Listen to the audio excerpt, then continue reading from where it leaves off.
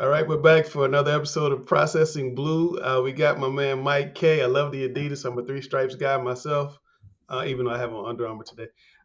Where are you, Mike? Though that's the question. I think if I tell you, I'd have to kill you. It looks Uh, like you're like deep undercover somewhere. I'm in the bowels of Bank of America Stadium, which if you were going to make a joke, you could say the Panthers were the last time they were playing on that field. So, uh, you know, coming back from Newark, watched them play the Giants. We were the major media outlet there, and you know, hopefully they have a great preseason finale, just a couple of feet from where I am right now. Absolutely, absolutely. Well, a little bit of shocking news. Marquand McCall was a starting nose tackle all preseason. Started the first game, and something happened with him this week. You want to tell the fans? Yeah, sure. He was kind of shockingly released on Monday morning. Frank Reich attributed it to an overall fit within the building, the scheme, pretty much everything. Which was curious because for 3 weeks they talked about how he was the prototypical nose tackle. He is a prototypical nose tackle, by the way. Yeah. And then Frank talked about his fit within like the group where there's been some young guys ascending. But what's funny about that is McCall has less playing experience than LeBrian Ray or Raekwon Williams, the two guys that presumably are going to take his spot at nose tackle. Now, Frank Mhm. Reich said that there's more to this scheme than just the straight 3-4. That is true. They're going to play a lot of even fronts.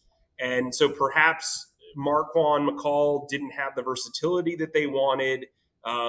Maybe there was a behind the scenes thing. I don't want to speculate, but it does Right. kind of seem weird to have this guy be propped up as a starter for all of your training camp, the first preseason game, which he did struggle in, by the way. If you watch the Mhm. tape, he did not play particularly well against the Jets. Okay. And he basically gets benched. I had a flub on in the press conference where I said to Frank, Marquand McCall was starting, and now I didn't even see him on the field. I guess I missed him while I was taking my notes, and he corrected me and said he did play though, which tells That you, kind of says a lot, you though. know, maybe I got him cut. Who knows? I mean, I just said I didn't even notice him. It's all your fault, Mike. It's all your fault. That's normally what a nose tackle's supposed to do. And anyway, so yeah, they cut him to make room for Troy Hill, who I know we'll talk about later in the show. But Yeah.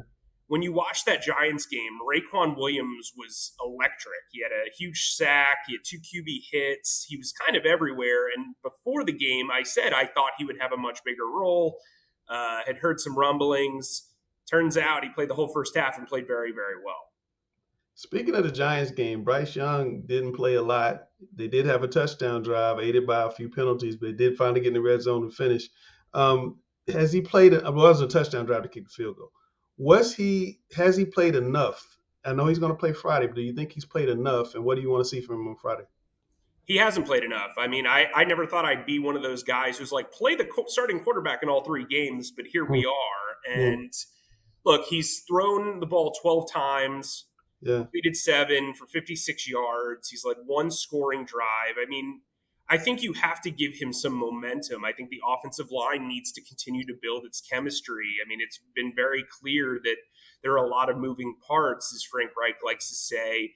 And sometimes, in order to get those moving parts to fall into order, you have to exercise them, right? And Yeah. so, Matt Corral constantly talks about needing reps. Well, guess what? Bryce Young needs reps too, Yeah. Yeah. and because he's going to be playing quite a bit. And so I think it's the right decision to play on Friday. I think he can have a really nice outing against the Lions, who are going to play somewhat similar of a scheme to what the Panthers have been practicing with. And I Mhm. think if you're looking at this from the standpoint of give him 2 series, he's going to receive 2 to 3 series every game. Mhm. If he can get some extended play, that'd be great. But I mean, if you look at the numbers, You want to see a whole quarter? yeah, I mean, I think a quarter would be logical. I would give all four quarterbacks a quarter. Mm. Because here's the thing: you can say, look, you want to protect him, but you're not protecting him by not allowing him to build chemistry with his team in live reps. And so I think this is the right move. He's taken hits very, very well. Is that sustainable? We'll That's see. not what we want to see, Mike. We don't want to Right, see a right. 200-pound, 5'10" quarterback and taking hits, and you coming on telling me he's taking hits. That's a good thing. That's not a good thing. No, the good thing is that he's taking hits well and he's getting back up. The reality of the situation is he's going to get hit quite a bit during the season. Mm, This team was, in my opinion, overrated because they ran the ball so much. They weren't pass blocking a ton, and I think they've been right, exposed in that aspect. You were also without your, in my opinion, the best offensive player on the entire team last year, Austin Corbett, their right guard. So right, they've got to figure this out. They've got to give Chandler Zavala, another rookie, more time to develop at right guard. He's played left guard basically his entire football career. right. And so I think from now until the end of the preseason finale, we have a lot of questions, and we probably won't get them all answered, but we should get some if he plays a lot on Friday. Here's the question: is Corbett going to be on the pup list? Because you warned us that could happen. He worked on the field for the first time, like with just like general trainers, and did a little bit more of a rev up Mm-hmm. on Monday. He looked good, but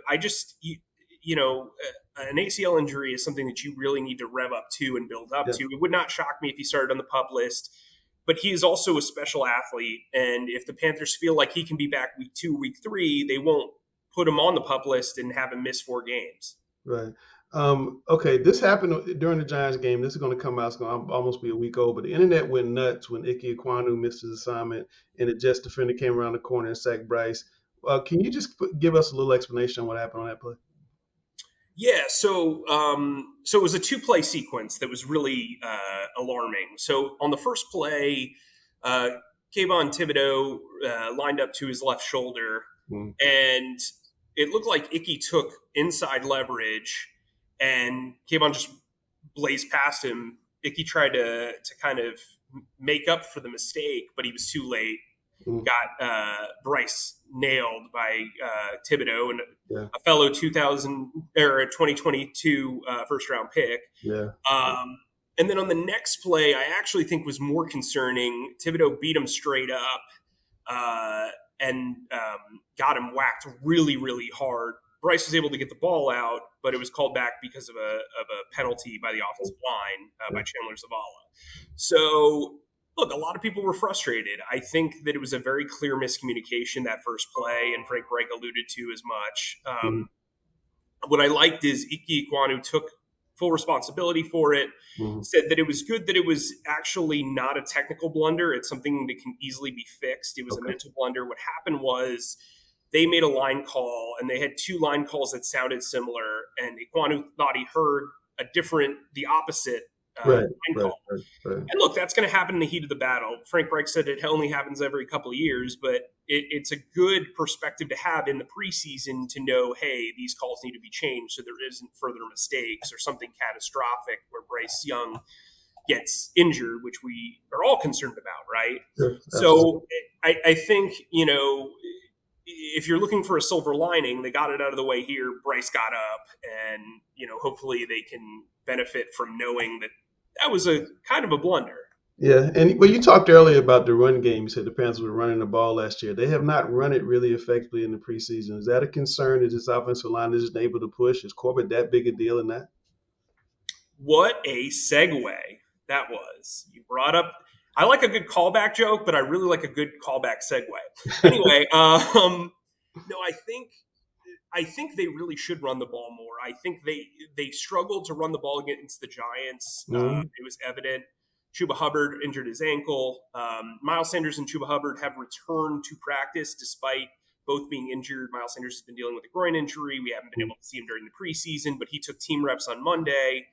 Um, I don't know if he'll play on Friday, but I'd like to see him out there. He's a guy who is very dynamic. He can beat you outside. He can beat you inside. He's shown very good hands during training camp, which has been a concern of his since he was in Philadelphia. He kind of looks like rookie year Miles Sanders, who I covered Wow. Well, when he first came that's into the league in 2019. that's So encouraging. yeah, that is encouraging, and I think if you're hoping that like this groin injury is just basically a precautionary measure, Hmm. um, and he plays Friday for a series or two and looks good, awesome. I think he's had a pretty decent training camp. I think the running game would benefit from him being in there because he is so dynamic. an offensive lineman typically wants to run block. You talk to high school offensive linemen all the time. I'm sure they tell you that run Yeah, blocking yeah, is yeah, kind of the lifeblood of the offensive line. Ike Ikwanu's a great run blocker. Bradley Bozeman's a great run blocker. yeah. Brady Christensen could be better, but he's fit in pretty well, and he did pretty well last year. I think Taylor Moton also run blocks relatively well. And Chandler Zavala, if you watch his film, is a pretty good run blocker. So I think if they can build chemistry and they can build up some momentum in the running game, I think it'll help Bryce Young out significantly. I think, they're going to be watching the waiver wire for running back help, Mm, mm. especially if they want to keep four. I think they really like Raheem Blackshear a lot. Chuba Right. Hubbard's had a strong training camp. Played well last year too.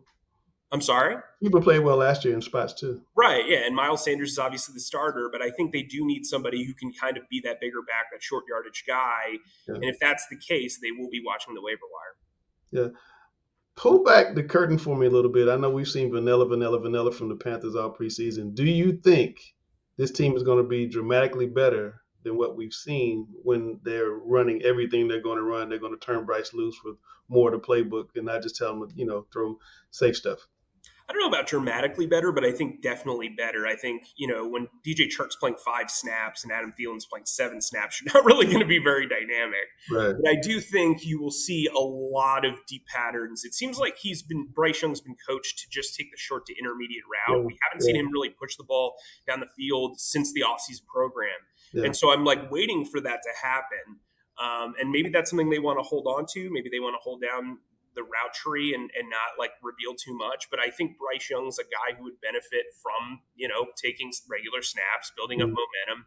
Mm-hmm. There's momentum runners, but there's also momentum passers. And I think he is a guy who, has not been able to show off the special, so to speak, during this preseason. And I think, there's a danger in like subverting the talent in the preseason, especially when these are live reps. But I also think there's an advantage because you don't really know what he can do in this system yet. And so maybe it's that they're preparing for week one. They do have some early divisional matchups, and maybe they unleash them against the Falcons in week one. I do think they will be much more vertical. I do think they will take advantage of mismatches. I do think you'll see more of a rotation of wide receiver when Terrace Marshall's back in the lineup.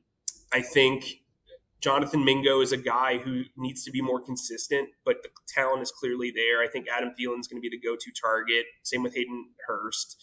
And I think DJ Chark's really the one guy who's shown you what he is, and he can burn you downfield. He can line up at that X spot. He look good.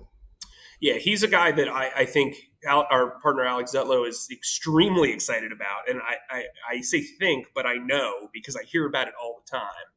So I think if they get the running game going, then they can work the play action fake game, which then leads to big plays down the field. I was excited about Terrace Marshall. Now he's out with a back injury. So yeah, I mean, look, he was having a great camp. It's a shame, but I think he'll be okay. Okay. I love how you talk about releasing the special of Bryce Young. Does it say the Panthers are really happy with his practice reps that we've not seen more in the preseason? Is there any truth to that? I think that's a really astute point. I think, he has had a really good training camp, and we've talked about it several times. He does not make the same mistake twice very often. If you look at the 6 picks he threw in team drills throughout training camp, I mean, he really only threw 2 that were very similar, and that seemed like a miscommunication between him and the wide receiver. So I think there's a lot of promise there. I think they really like where he's at mentally. I was listening to Pro Football Talks like podcasts, and Chris Sims is like, I go to the gym and people are like, that's really the first overall pick. What's special about him? I know he can line up the offense and he can read the defense, but come on. Well, that is special for a rookie. There are a lot of rookies that fail to do that very well. Right. And I think what's special about Bryce is he's put together mentally. We've talked about this. He's built where it counts. History is littered with 6'4" quarterbacks who have been terrible, frankly. I mean, Chris Sims, not a very good quarterback himself. So I just think when you're looking at this entire puzzle, I think Bryce has really been the standout of the summer in a lot of ways because of how effortless it's been for him. I'm not saying he's putting up like shockingly great throws, but everything seems like it's easy for him or like it's not like a big deal. And I think having covered the league as long as I have, having been around football as long as you have, you know how rare that is. Yeah. Just be as he's casual, right? Like Right. he's casual. I mean, he's serious about the sport, but like Right. everything about his body language is casual. It's almost The effortless. game's not running really fast for him. Right. He sees everything. And what I loved about him on film is that he always keeps his eyes downfield. It doesn't matter if 10 guys who are 300 pounds are barreling in on him. He will. I mean, that's impossible unless you've got 300-pound corners. But like, you get what I'm saying. Like, I know what you said. he is a guy who, when the like bombs are going off all around him, he can keep his cool and slow it down and say, look, this is the target. And I think that that's really special for a rookie. Absolutely. One of the areas that Panther fans are always concerned about, defensive back. We saw Nantais Jackson go down with another ankle injury, but the Panthers are bringing some help this week. Tell us what happened. Yeah, they brought in Troy Hill. He's a veteran who's kind of a journeyman. He had 2 stints with the Rams where he separately worked with Ejiro Evero, the defensive coordinator, who was his DB coach, and Jonathan Cooley, who was the cornerbacks coach, his last stint with the Rams. He's an older guy. I feel like he's representing for the folks in the 30s.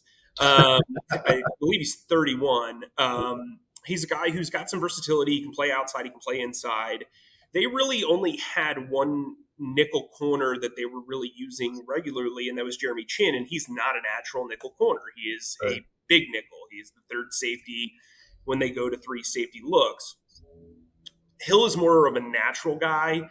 He started his career as an outside corner, as kind of like the old school smaller corner on the boundary. Now he's more of a slot guy. I think that that's beneficial because you don't want to move around J.C. Horn too much because he's going to face more major outside matchups than he is inside matchups. Right. I think Nantais Jackson, he suffered an ankle injury. You know that he's coming back from Achilles. You don't want to push him too hard. Right.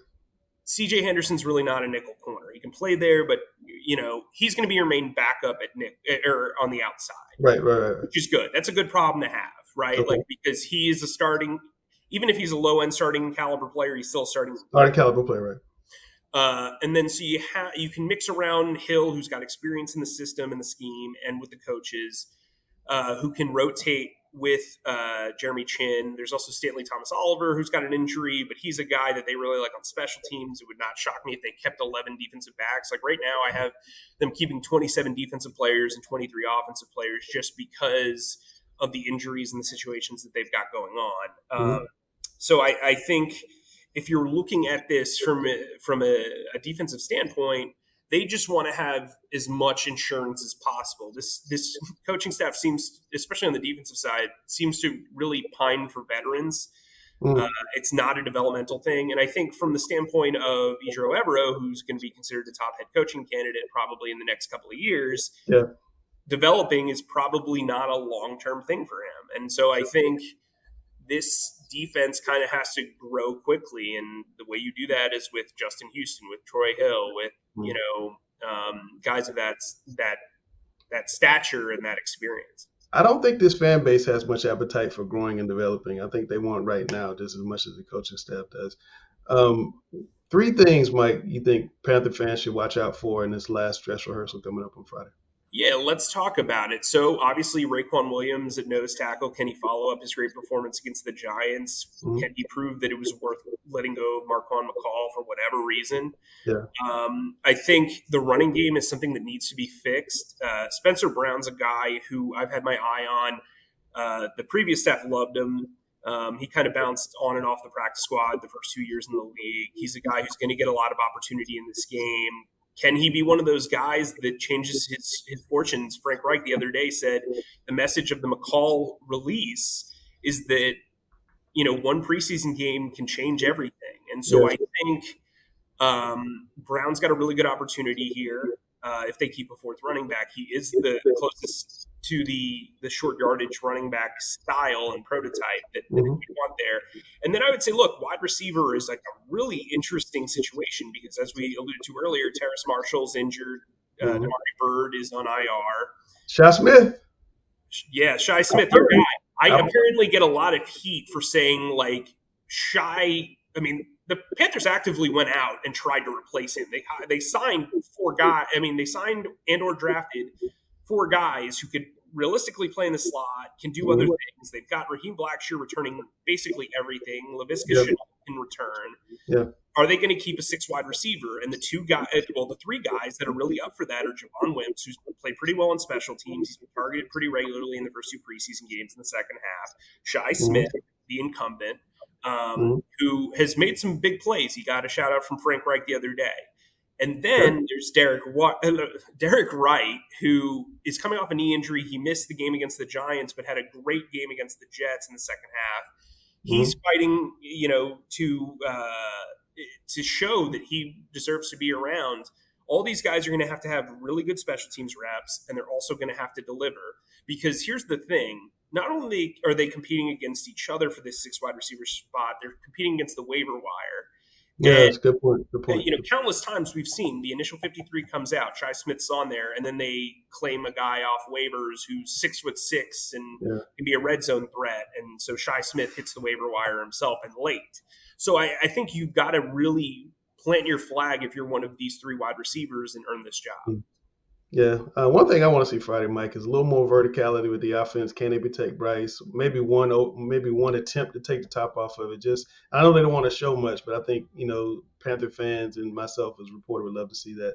My favorite part of the show now, Mike. You know what time it is? It's time for K's takes. Let's talk about Matt Corral, okay? Because we already got to wide receiver. I was going to use wide receiver for my K's takes, but I gave it to you a little early. Matt Corral is a guy who I think progressed last week against the Giants. There is the QB3 rule where you can keep an emergency quarterback if he's on your 53-man roster. So that means if Bryce Young goes down and Andy Dalton goes down in the first half, you can bring in Matt Corral in the second half and he can play a game. You don't have to deal with what the 49ers dealt with in the playoffs. Mm-hmm. But the thing is, there is precedent for cutting third-round quarterbacks when there's a new staff in place. It happened with Kellen Mond last year. The Vikings drafted him in the 3rd round. He spent a year not doing anything. Then a new staff came in. He was cut at final cuts, got claimed by the Browns. Now he's somewhat in trouble with the Browns, supposedly. So there's precedent there. Ian Book was a 4th-round pick. Same thing happened to him with the Saints. Mm-hmm. Matt Corral's got to prove it, and I think he's starting to turn a corner. I mean, he's a guy who I think is destined to be a long-term backup in the league. Will that be in Carolina? He needs to prove that he can be that guy. Mm-hmm.